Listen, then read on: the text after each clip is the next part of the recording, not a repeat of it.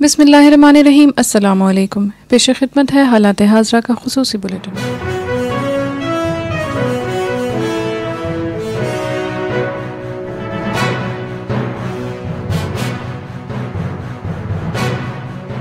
اس video میں ہم تفصیل سے بات کریں گے پاکستان اور امریکہ کے تعلقات کے ماضی اور مستقبل کے حوالے سے۔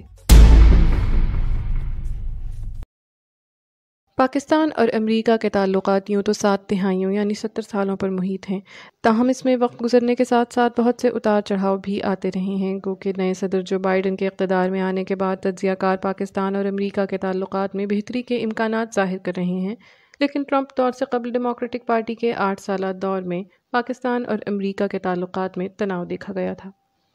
پاکستان اور امریکہ کے 7 دہائیوں پر مشتمل تعلقات کے دوران پاکستان امریکہ کا ایلائی یعنی حلیف بھی رہا ہے۔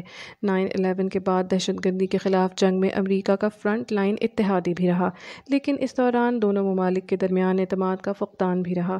یوں مجموعی طور پر دونوں ممالک کے تعلقات پیچیدہ ہی رہے۔ ٹرمپ دور سے قبل جو بائیڈن اس وقت کے صدر اوباما کے ساتھ بطور نائب صدر بھی کام کر چکے ہیں، اس دوران وہ پاکستان کا دورہ بھی کر چکے ہیں۔ سیاسی تجزیہ کار اور سفارتکار اوباما دور کو تلخ واقعات اور دونوں ممالک کے لیے سود مند پالیسیوں کے امتزاج کے طور پر یاد کرتے ہیں۔ تو آخر صدر اوباما کے دور میں ایسا کیا ہوا جو اسے صدر ٹرمپ کے دور سے مختلف بناتا ہے؟ اوباما دور میں بہت سے ایسے فیصلے ہوئے جن کا اثر جنوبی ایشیا، خاص طور پر افغانستان اور پاکستان پر براہ راست پڑا۔ حالات میں بگاڑ اس وقت آنا شروع ہوا جب اس وقت کی ڈیموکریٹک انتظامیہ نے پاکستان اور امریکہ کے تعلقات کو افغانستان میں معاملات کے اتار چڑھاؤ کی نظر سے دیکھنا شروع کیا۔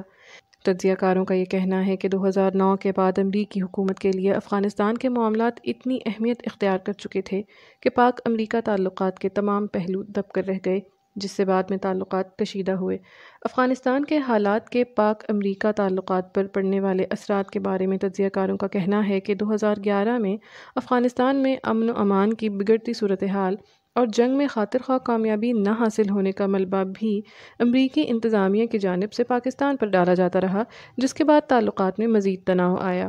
تجزیہ کاروں کا یہ کہنا ہے کہ امریکہ کی افغانستان پاکستان پالیسی کامیاب ثابت نہیں ہو سکی، جس کی وجہ اس خطے کے باقی معاملات کو پس پشت ڈال کر صرف افغانستان کو اہمیت دینا تھا۔ 2 مئی سن 2011 کو ایبٹ آباد میں امریکی فوجی آپریشن میں اسامہ بن لادن کی ہلاکت کے بعد بھی پاکستان اور امریکہ کے تعلقات مزید خراب ہو گئے۔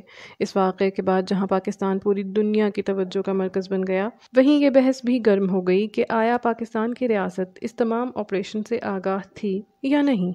اگرچہ اس پر پاکستان کے اندر بھی مختلف آراء پائی جاتی ہیں، لیکن اس واقعے نے پاک امریکہ تعلقات میں پائی جانے والی بد اعتمادی کو مزید بڑھا دیا۔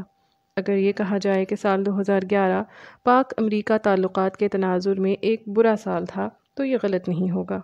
26 نومبر سن 2011 میں پاکستان کے افغانستان سے جڑے سرحدی علاقے سلالہ چیک پوسٹ پر نیٹو فورسز کی کارروائی میں یہاں تعینات 28 پاکستانی فوجی ہلاک ہو گئے، جس پر پاکستان نے امریکہ سے شدید احتجاج کیا۔ تجزیہ کاروں کا یہ کہنا ہے کہ اس واقعے پر پاکستان کے اندر شدید رد عمل تھا، جس کے نتیجے میں پاکستان کے راستے افغانستان جانے والی نیٹو سپلائی بھی روک دی گئی۔ ماہرین کے مطابق یہ واقعہ ان واقعات میں سے تھا جن سے پیدا ہونے والی تلخی کے اثرات دور رس تھے۔ بند کی جانے والی نیٹو سپلائی جولائی 2012 میں امریکہ کی جانب سے سرکاری طور پر واقعے کے نتیجے میں ہونے والے جانوں کے زیاں پر افسوس اور غلطی کے اعتراف کے بعد بحال ہو سکی تھی۔ تجزیہ کاروں کا یہ کہنا ہے کہ ان واقعات کو دیکھتے ہوئے یہ تو کہا جا سکتا ہے کہ تعلقات کشیدہ ضرور تھے، لیکن ایسا بھی نہیں کہ ان میں بہتری کا کوئی بھی پہلو نہیں تھا۔ کیری لوگر بل کا ذکر کرتے ہوئے ماہرین کہتے ہیں کہ اس قانون کی تحت پاکستان کو سن 2010 سے سن 2014 کے درمیان 1.5 بلین ادا کیے گئے، جو کہ سول امداد میں آنے والی ایک بڑی رقم تھی۔ البتہ کسی حد تک تو یہ بات درست ہے کہ کیری لوگر بل ایک مثبت قدم تھا، لیکن سفارتی سطح پر کیے جانے والے اقدامات کا ایک پس منظر ہوتا ہے۔ تجزیہ کاروں کا یہ کہنا ہے کہ اس امداد کے بعد امریکی حکومت کو پاکستان سے جس نوعیت کے تعاون کی امید تھی، جب وہ حاصل نہیں ہوا تو مایوسی بڑھنے لگی۔ موجودہ ڈیموکریٹک حکومت کس حد تک نئی پالیسیاں متعارف کرائے گی؟ صدر جو بائیڈن گزشتہ ڈیموکریٹک دور میں نائب صدر تھے، اس کا ان کی موجودہ پالیسیوں پر کوئی اثر ہوتا نظر نہیں آتا۔ اس کی وجہ امریکہ کے اندرونی اور بیرونی حالات میں تبدیلی ہے۔ تجزیہ کاروں کا کہنا ہے کہ نئی امریکی انتظامیہ روایتی طور پر ماضی کی انتظامیہ کی کئی پالیسیوں کو آگے بڑھاتی ہے، تاہم ان کے بقول ٹرمپ انتظامیہ کی کئی پالیسیاں ایسی تھیں جن پر امریکی سیاستدانوں اور تھنک ٹینکس کے تحفظات تھے۔ کورونا وبا، معاشی بحران اور بڑھتے ہوئے سیاسی اختلاف کے تناظر میں بائیڈن انتظامیہ کی جانب سے کی گئی تبدیلیوں کو دیکھا جائے تو ممکن ہے کہ خارجہ پالیسی کو بھی از سر نو تشکیل دیا جائے۔ موجودہ حکومت اس لحاظ سے بھی مختلف ہے کہ اس میں متفرق نسلی پس منظر سے تعلق رکھنے والے افراد شامل ہیں۔ ایسے میں یہ بات بھی قابل ذکر ہے کہ ڈیموکریٹک حکومت کا عمومی زور دیگر ممالک میں جمہوری حکومتوں کے فروغ اور انسانی حقوق کے حوالے سے آواز اٹھانے پر بھی ہوتا ہے۔ کشمیر کی وجہ سے پاک بھارت تعلقات میں پیدا ہونے والا تناؤ کم ہونے کے امکانات بھی ہیں، جو کہ صدر ٹرمپ کے دور میں ممکن نہیں ہو سکا تھا۔ البتہ ایک واضح فرق یہ ہے کہ اوباما دور میں مزید فوجیں افغانستان آ رہی تھیں، جبکہ اب انخلا کا دور ہے۔ تجزیہ کاروں کا یہ کہنا ہے کہ ہمیں یہ نہیں بھولنا چاہیے کہ افغانستان کے بدلتے حالات اب بھی کسی نہ کسی طور پاک امریکہ تعلقات پر محدود اثر ضرور مرتب کریں گے۔